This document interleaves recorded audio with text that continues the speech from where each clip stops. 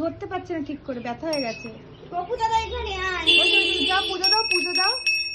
এই যে গপু দাদা, এখানে গপু দাদা। ও ভারী হয়ে গেছে না, ধরে রাখতে পারছে না ঠিক করে। কি করবি রে? বুদ্ধি, ওমা বুদ্ধি দেখো, এই হাতেটা এই হাতে নিল, এই হাতে রাখলো। এই পাকা ও যেখানে ছিল সেখানে রেখে দিচ্ছে। নাও, তোমার যেখানে জিনিস সেখানে রেখে। না আর একটু হয়নি রে মাম, দিয়ে দিবে না।